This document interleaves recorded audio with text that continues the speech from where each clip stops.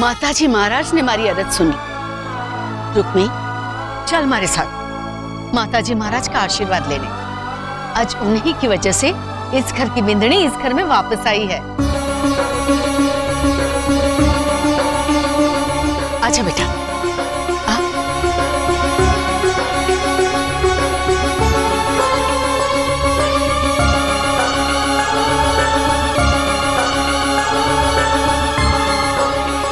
घर के भीतर कटे जा रही है छोरी। मासा भी विपदा टली ना है। अभी तो गांव वालों के सामने अपनी साख रखने के लिए ये सब करना पड़ा, और इस वजह से इस छोरी का इस घर में रहना तय ना है। फैसला लेना अभी बाकी है। फैसला लेने वाले हम कौन हो गए हैं भंवर? रुक्मी की तकदीर का फैसला तो माताजी महाराज ने खुद लिख दिया है, वरना सुमेर सिंह पंडित जी को लेके वक्त पर यहाँ कैसे पहुंचते?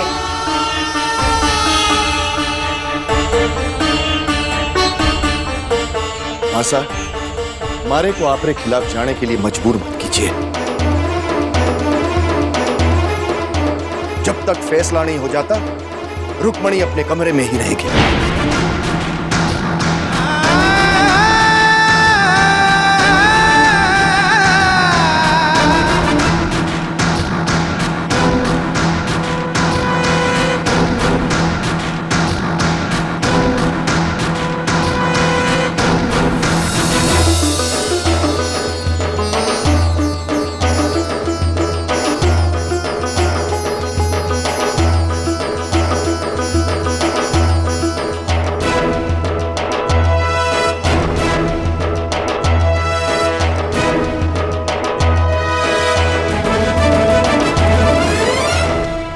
तुम सब कमरे में आओ, मारे को तुम लोगों से बात करनी है।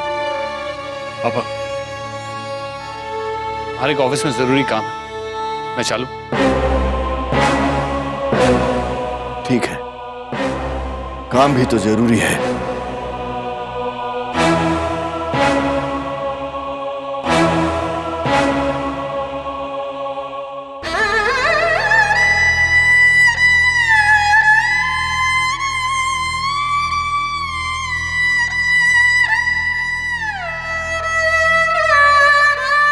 बस इतना बता दे, रुक्मी पग फेरे के लिए कब आ रही है? दिन तो निकलता जा रहा है। वो मारे को लगे है हवेली वालों ने रुक्मी के बापू और घीसू को जरूर किसी काम से रोक लिया है। तो हम क्या करें? ऐसे ही बात देखते रहे? अरे नाना, रसाल बेटा जरा जा ना, मुखिया जी के घर जा, हवेली फोन करके पता तो लगा। माँ जरा आना।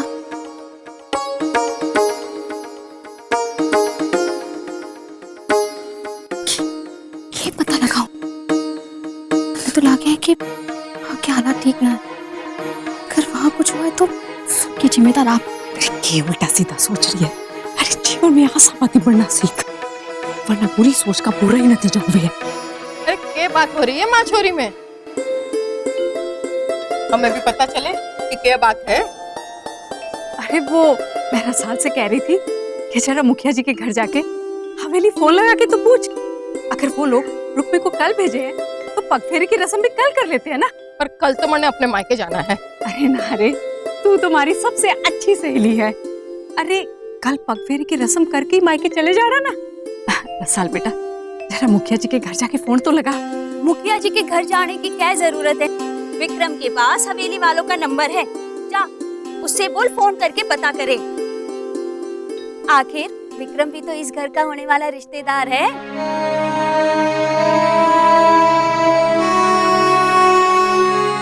सब ठीक ठाक हो माँ? बाकी राम जी राजी।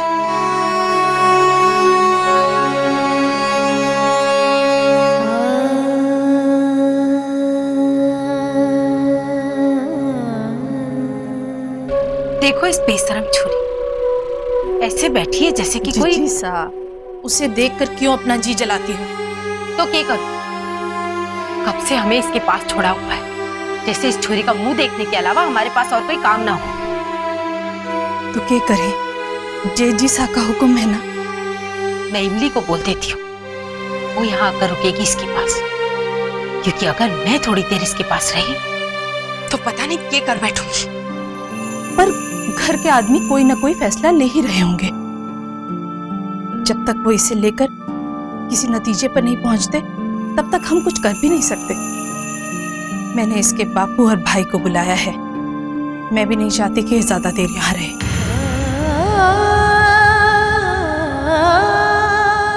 जब जब रणबीर के बारे में सोचती हूँ तो जी करता है इसे छत से नीचे फेंक दूं।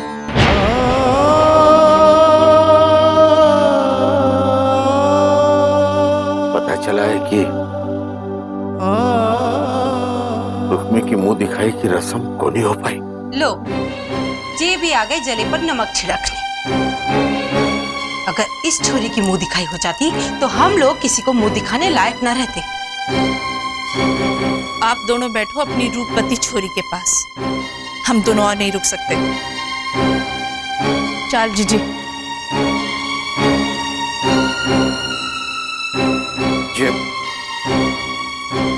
ये आप हुक्म करो तो मैं हमारी रुक्मी ने ले जाऊं यहाँ से। ऐसे कैसे ले जाओगे? जब तक इस घर के बड़े कोई फैसला ना ले ले, बैठो यहाँ, हम पूछ कर आते हैं। चलो।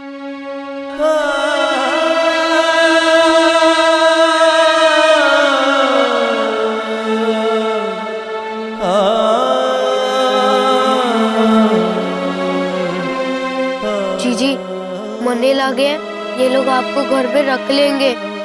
सचमुच जीजी, बात दिल का है।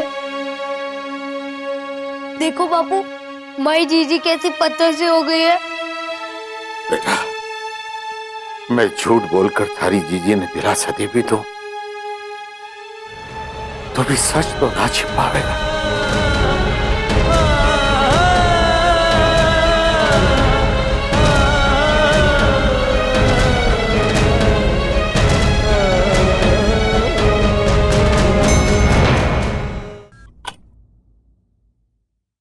हेलो, खमागणी जी, मैं रसाल बोल रही हूँ, रुक्मी की छोटी बहन।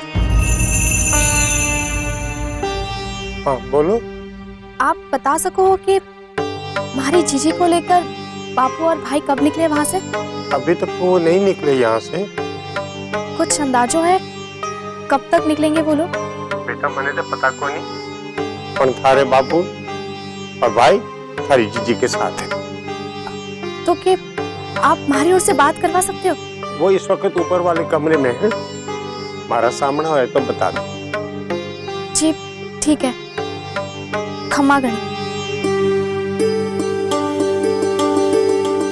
देखा, अगर अभी तक वो लोग हवेली में ही हैं, तो जाहिर बात है कि कोई रस्म निभा रहे होंगे।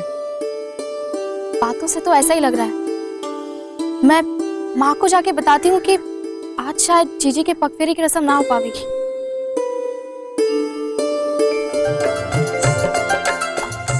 ये क्या? हमारे फोन को इस्तेमाल करने की कीमत तो देती जाओ। अच्छा, हाथ छोड़ो तो पिसा दूं? ना, पिस्सा वास्ते तो थारा हाथ ना छोड़ो। तो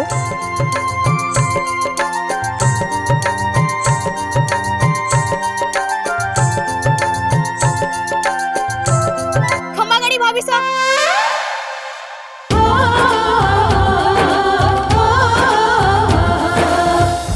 हफ्ते बर्बाद, गांव की ठकुराइन फिर धमकेगी।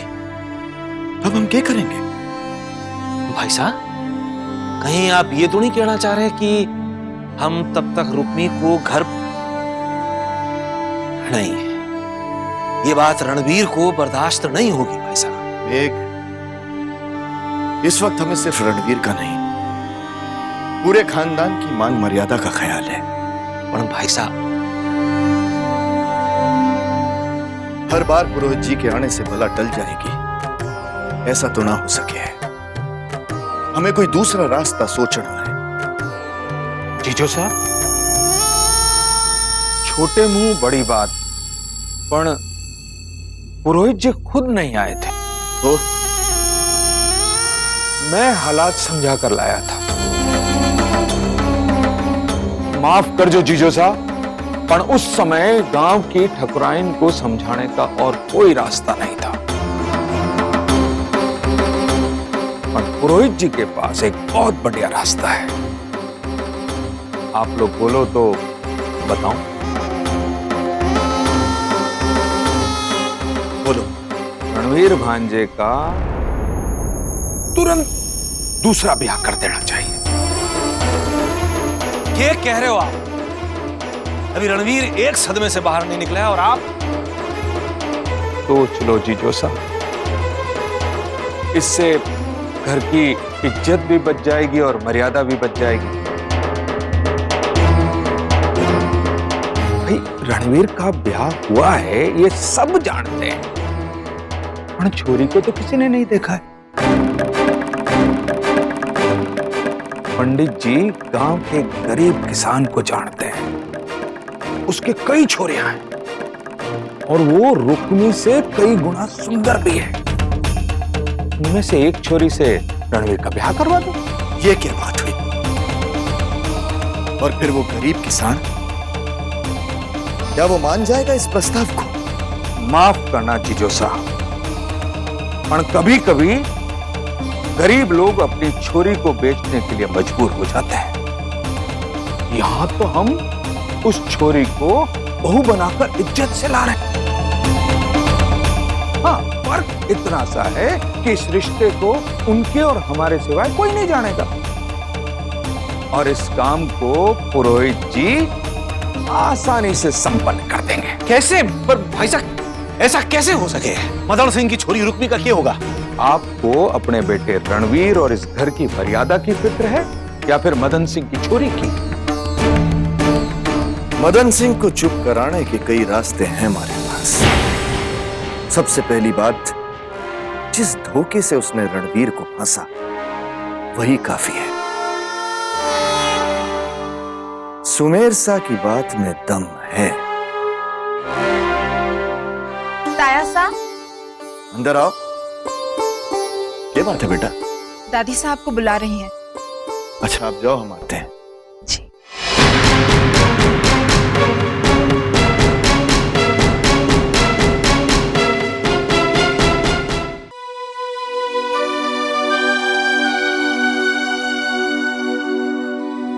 मासा, आपने मन ने बुलाया? हाँ,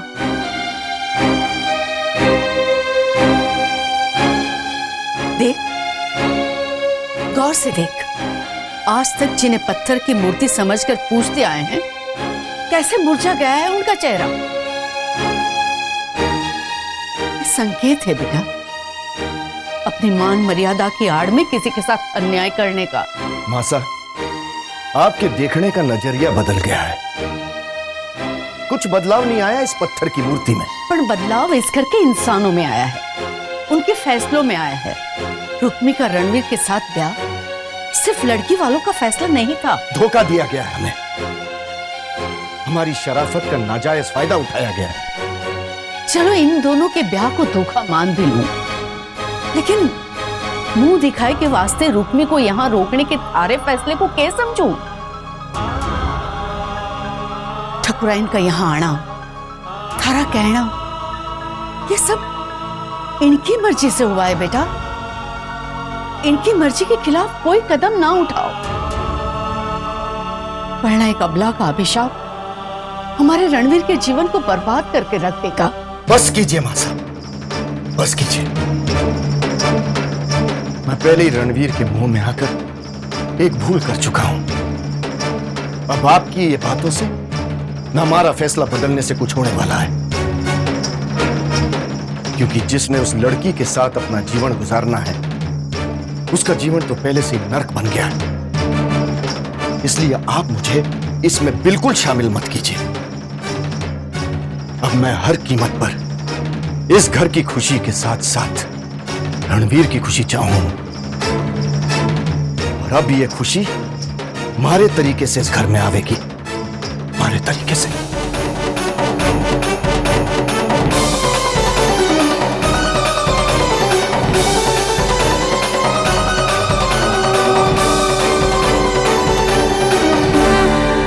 भाई साहब उठिए ना, भाई साहब, भाई साहब उठिए ना, भाई साहब, ताया साहब के बारे में पूछ रहे हैं। रहने दे कोमल, सोने दे रणवीर पर नजर। क्यों उन्हें जगाकर हकीकत का सामना करवाना चाहती हूँ? कौन है? मैं हूं नंद काका। आइए नंद काका। सब लोग बन्ना शाह को बुला रहे हैं। मैंने किसी को कुछ नहीं बताया। मेरे ख्याल से बड़े कुंवर साहब सब कुछ संभाल सकते हैं। कटे गए हैं वो। आपके सवाल का जवाब हमारे पास नहीं है नंद काका।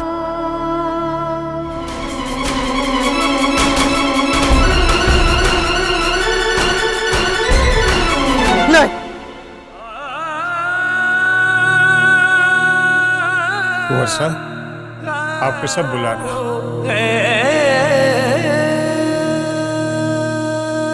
हो गई? मैंने पूछा वो गई या नहीं इस घर से? कुंवर साहब नहीं। अगर वो इस घर से नहीं जाएगी तो मैं चला जाऊं, समझे आप लोग?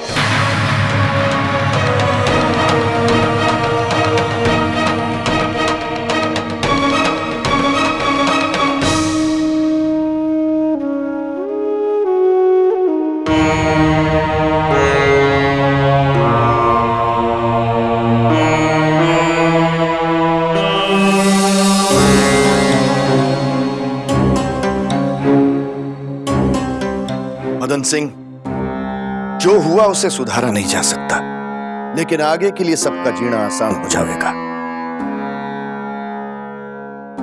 हमने फैसला ले लिया है। ठाकुर साहब, अपना फैसला सुनाने से पहले हमारी एक विनती सुन लीजिए। आप अपना फैसला सिर्फ बहू को सामने रख करके मत कीजिएगा। आप अपनी और दूसरों की बेटी को भी सामने जरूर रखिएगा। अगर हमें अपनी बेटी का ख्याल ना होता तो आंख बंद करके थारी बेटी पर भरोसा नहीं करते मदन सिंह। इसलिए अपना फैसला सुनाते हुए हमें जरा भी तकलीफ नहीं हो रही कि हम किसी की बेटी का अपमान कर रहे हैं, क्योंकि जिसे थारी छोरी के साथ जीवन बिताना है वो भी अब इस ब्याह के खिलाफ है। हमारा बेटा दीप सिंह तने गांव की सरहद तक छोड़ आवेगा, और उसके साथ ही समझ लेना इस रिश्ते का अंत हो गया है।